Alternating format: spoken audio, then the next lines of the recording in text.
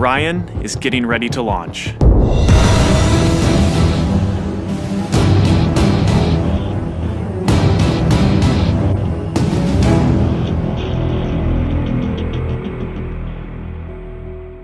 My name is Kelly Smith, and I work on navigation and guidance for Orion.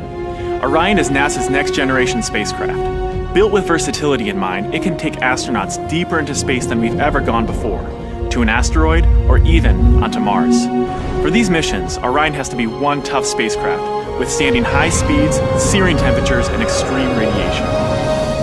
Before we can send astronauts into space on Orion, we have to test all of its systems. And there's only one way to know if we got it right: fly it in space. For Orion's first flight, no astronauts will be aboard. The spacecraft is loaded with sensors to record and measure all aspects of the flight in every detail. It all begins with launch aboard a Delta IV Heavy rocket.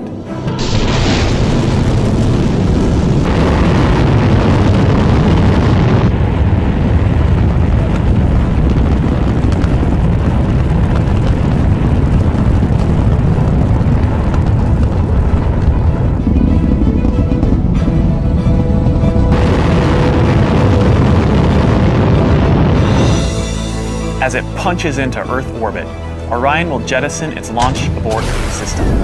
The abort system is a safety feature designed to pull Orion and its crew out of danger if there were a problem with the rocket during ascent. Orion's journey is just beginning. As the spacecraft and the upper stage begin their first lap around Earth, Mission Control in Houston is monitoring the progress of the flight. Orion's over 100 miles up and going about 17,000 miles per hour. Just as it passes over the Indian Ocean, we lose communication.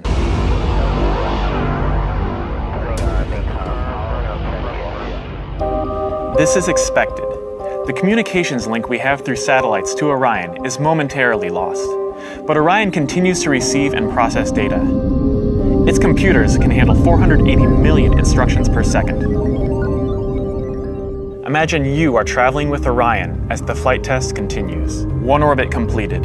Time to go. The upper stage of the rocket fires again. Like the setup for a roller coaster ride, this is the big climb we've been waiting for. We are headed 3,600 miles above Earth. 15 times higher from the planet than the International Space Station. As we get further away from Earth, we'll pass through the Van Allen belts, an area of dangerous radiation. Radiation like this could harm the guidance systems, onboard computers, or other electronics on Orion. Naturally, we have to pass through this danger zone twice, once up and once back. But Orion has protection. Shielding will be put to the test as the vehicle cuts through the waves of radiation. Sensors aboard will record radiation levels for scientists to study. We must solve these challenges before we send people through this region of space. For this flight, it's time to head home. The upper stage of the rocket triggers separation. Orion's jets fire to turn it into the proper position to re-enter Earth's atmosphere. No matter what happens now, we're coming in.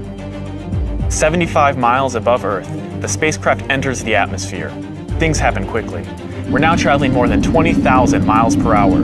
Air particles pushed out of the way heat up. An envelope of hot plasma surrounds the vehicle as it plummets towards Earth. The plasma reaches temperatures of 4,000 degrees Fahrenheit, almost twice as hot as molten lava. This may be the most dangerous part of the flight. Mission Control is monitoring all the data from the spacecraft, and then we lose communication again. No data can penetrate the plasma. Orion is on its own. Orion is inside a fireball. Onboard systems ignite jets to keep the ship pointed correctly, so the specially constructed heat shield takes the full brunt of the inferno. This is the largest heat shield of its kind ever made. Orion's computers command the spacecraft to bank like an airplane, keeping a precise path to the landing site. Even though we've slowed from 20,000 miles per hour to about 300 miles per hour, we're still traveling amazingly fast. We must slow down to safely land in the ocean. Luckily, we have parachutes. Specially designed for Orion, the parachutes help us hit the brakes, but not too quickly. One day people will be aboard, so deceleration must happen in stages to keep things comfortable for the crew. The forward bay cover jettisons.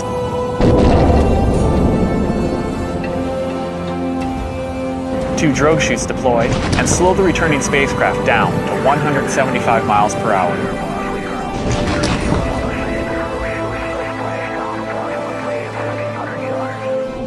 Then, the three main parachutes open.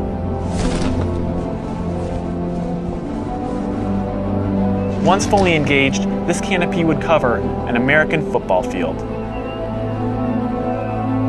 It takes parachutes this size and strength to slow our descent to 20 miles per hour, and then splashdown.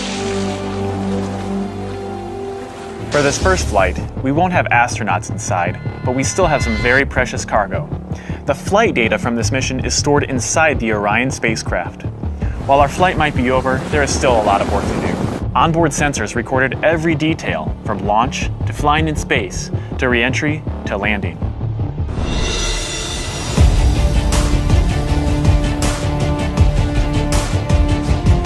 Flight tests are difficult and complex, but they give us confidence that the systems we have designed work under real flight conditions. It's great to be a part of this first space flight for Orion, and we're looking forward to beginning a new chapter in human space exploration.